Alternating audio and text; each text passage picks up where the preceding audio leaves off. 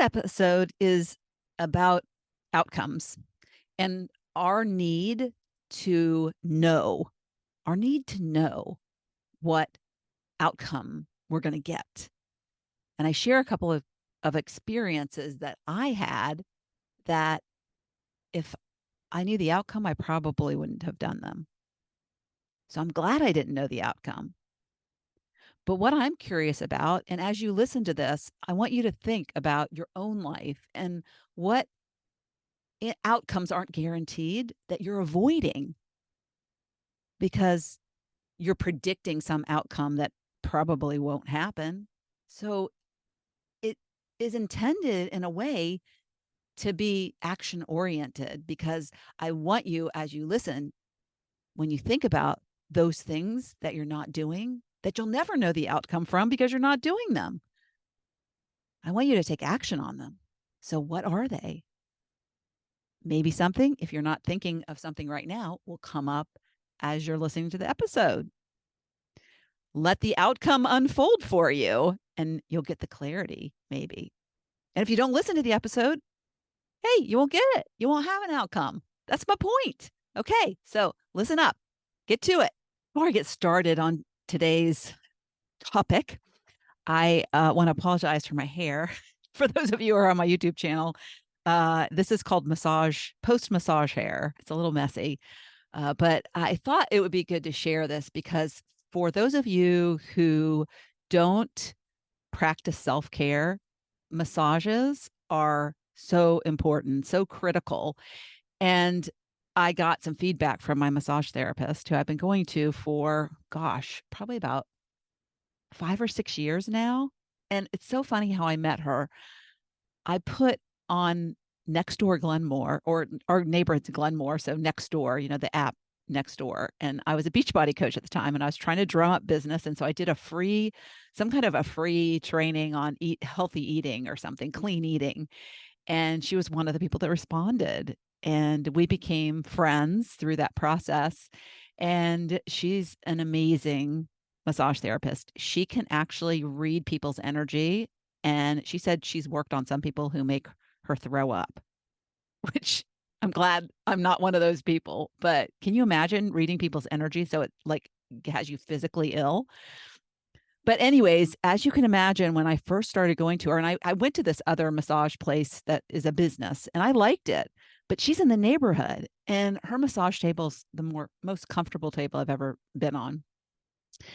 But when I started going to her, I was in the mode of being in my ego mind, being so disconnected from my higher self. I've done a lot of work in the last 5 years on, first of all, learning what that even is. And then secondly, trying, because I was in the busy, busy doing mode. And when you're in the busy, busy doing mode, you're so disconnected from that person that is deep within you, the soul connection. It's not even a person, because when we say person, that's your human experience, is the person, the body you're in the moment, in this life. But there's more to you. There's the soul deeper inside of you. And so when I started going to her, I was so disconnected from that. And over time, as I've been learning and applying the things I've learned, I've been able to connect there. And when you connect there, things come easier to you in terms of, you get downloads about the next thing you're supposed to do. You get, and especially like this podcast, a lot of the things, if I wasn't connected to my higher self, some of the top topics I wouldn't even know to do. But things come to you, ideas come, your imagination flows more easily. And so there's this state called flow. And when you get into flow, you kind of lose track of time. It's almost like a dream state. And sometimes people who actually write books, authors, get into flow. And that means that they start writing and they don't even know where it's coming from. It's like this ease of writing. It's almost channeling from some higher place. So anyways, we were and sometimes I talk because I'm a talker during my massage. I'm not somebody who stays quiet the whole time. But I am able to get quiet and be quiet, which I used to not be able to do at all. And when we get to the end, she works on my head, and she put her fingers, and if you're not on YouTube, I'll just explain. She put her fingers like right on above my eyebrows, like on my forehead, but lower forehead. And she just pressed. I mean, it wasn't hard. It was just like lightly pressed. And the next thing I know, I felt like I snorted. I caught myself. I would have done like a double snort, but I was like, and it kind of like jarred me. And then she said, "Okay, we're done." And she goes, "You dropped in to this state of like you're gone. You're floating out there."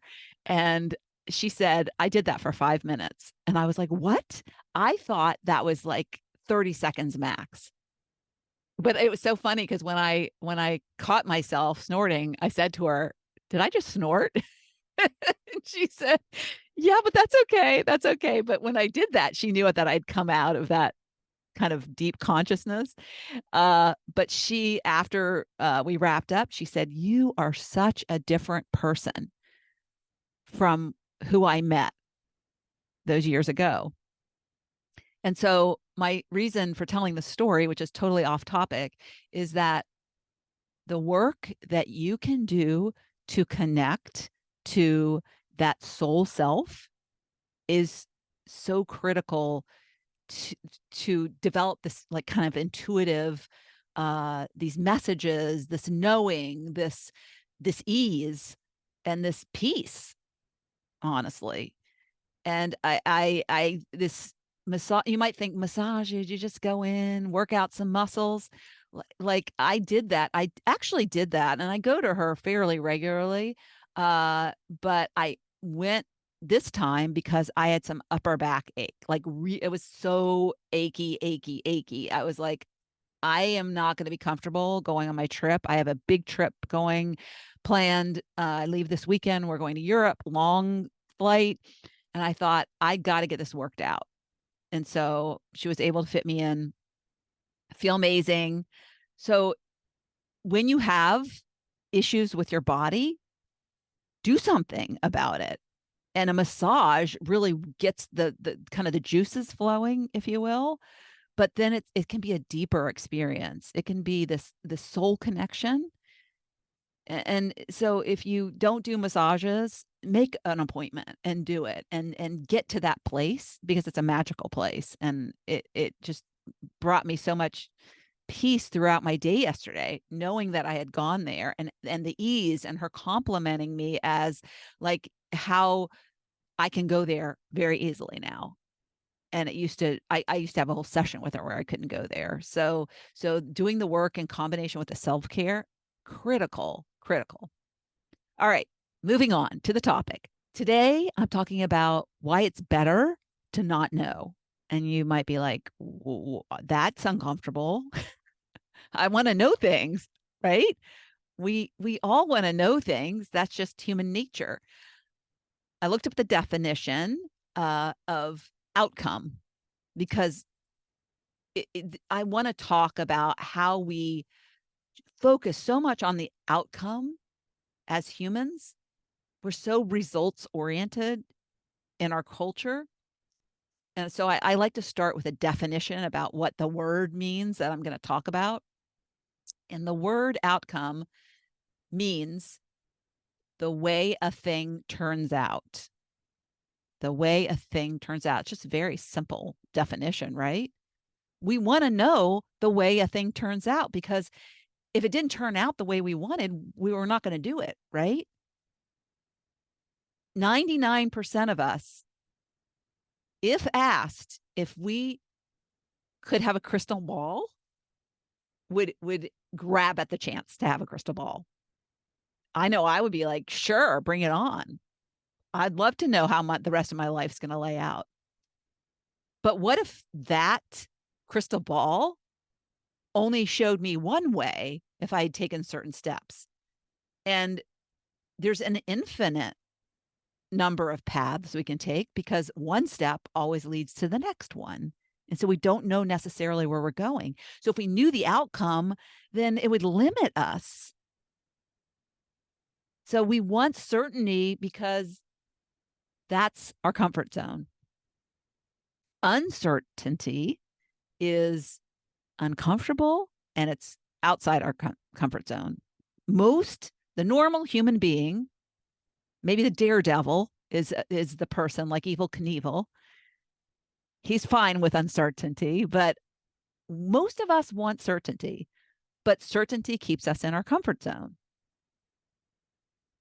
Uncertainty is uncomfortable.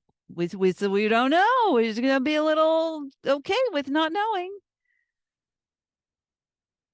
But wouldn't it be nice to know if your team was going to win?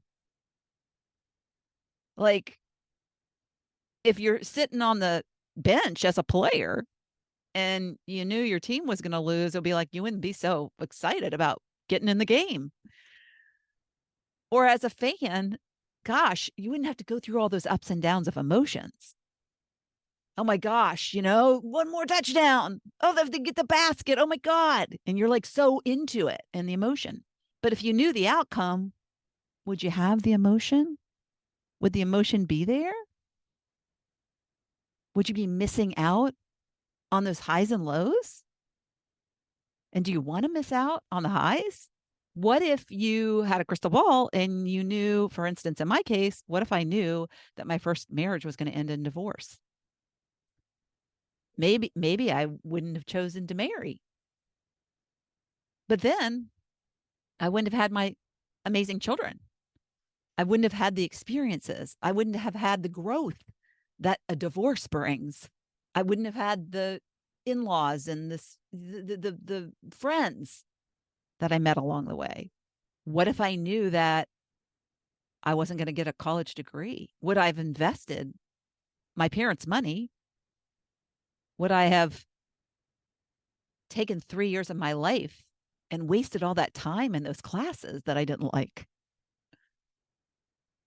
Well, I probably, if I had a crystal ball, I wouldn't have taken those college courses. I wouldn't have gone to that college. I would have done something else. But then I wouldn't have met my husband now because we met in college. So you see the advantage of uncertainty, the advantage of not knowing the outcome. And when I was thinking about this topic, it made me think of one of my roommates in college. I love her to death. She's still one of my besties, very good friend. But when I was in college, she told me every Christmas she finds the wrapped presents and she opens them in advance. And I was mortified. I was like, oh my God, you do that? You do that? How do you not get away with, like, how do you get away with that? Your mom not knowing? She goes, oh, I just like do really careful and I make sure I wrap it up just the way it was. And I thought,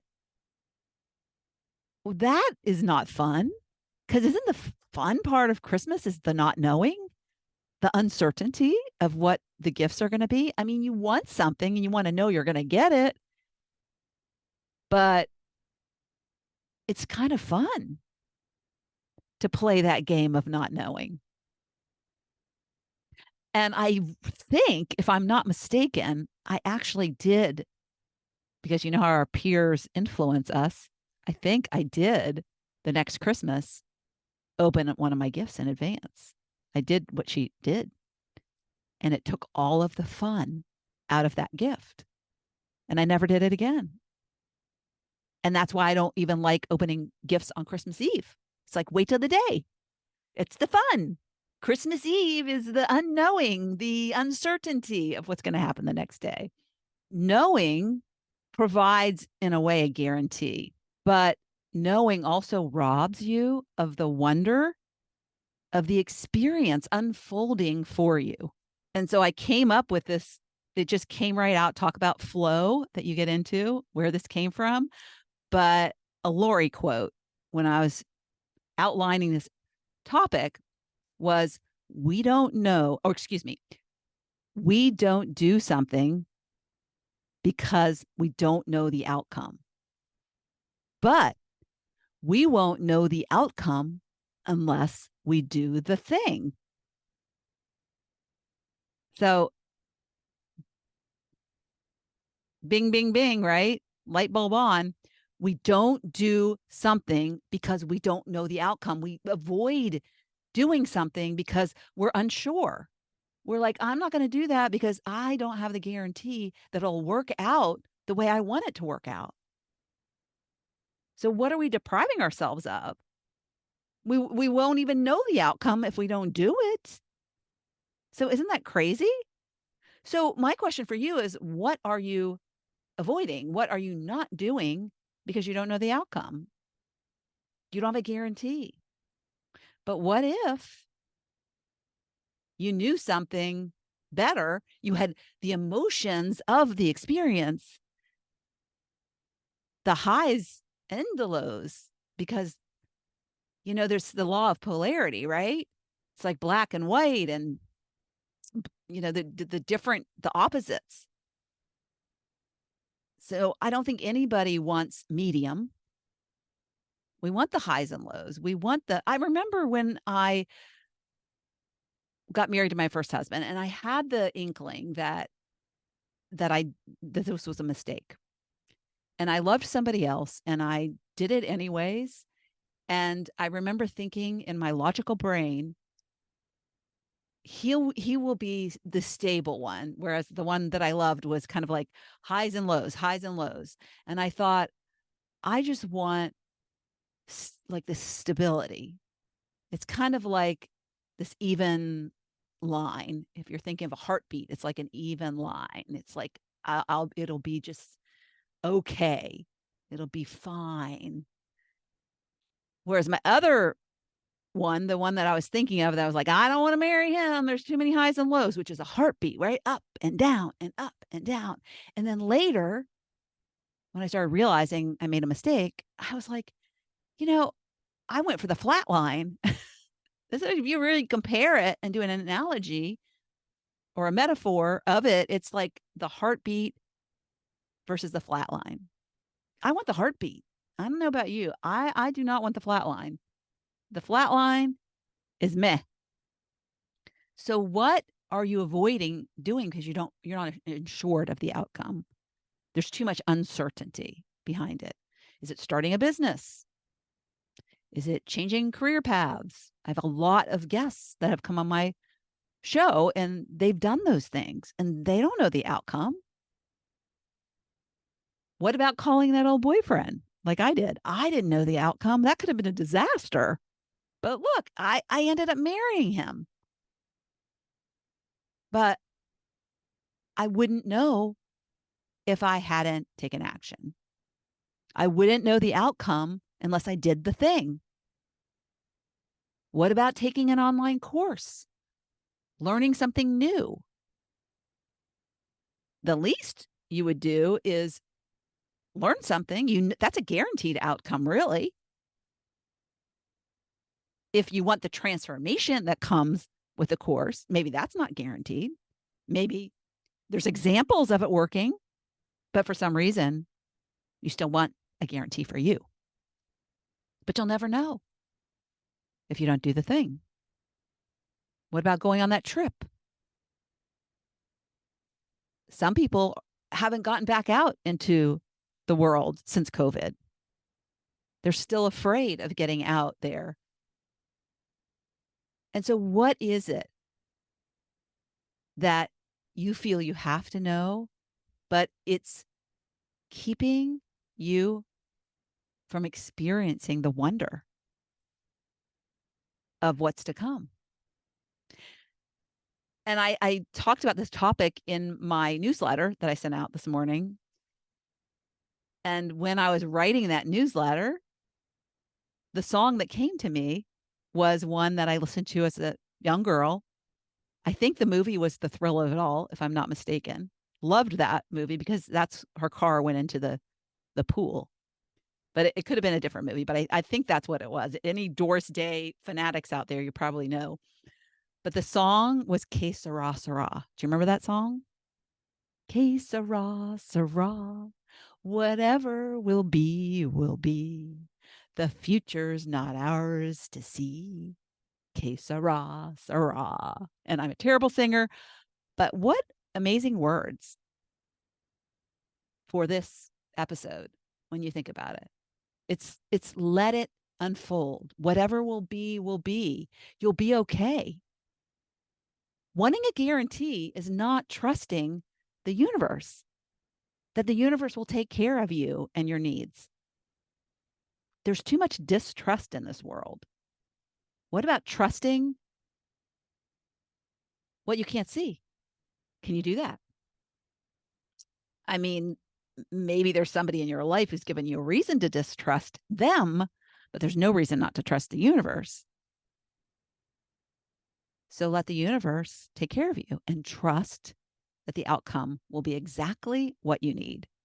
Whether it's a lesson or whether it's the transformation or whether it's the goal achieved, whatever it might be, it might just be the clarity. It might just be the experience and the wonder of it all. If you can appreciate that. So I say, go for it. Take the chance. Be okay with uncertainty and just know it'll be okay. Thank you so much for tuning into the Living Your Spark Second Half podcast. If you'd like to watch my guest interviews, you can find the video version of this podcast on my Not Your Average Grandma YouTube channel. Also, you can check out what I have going on at the moment by going to my website at notyouraverage.grandma.com or find me on Instagram or Facebook at notyouraverage.grandma. If you like this episode, please mention it to a friend and don't forget to leave a review so I know the topics you like best and can bring you more of that content in upcoming episodes. Last but not least, remember to always listen to that inner voice that will never steer you wrong and make living from the most sparked place possible your biggest priority. When we do that, we make the world a better place.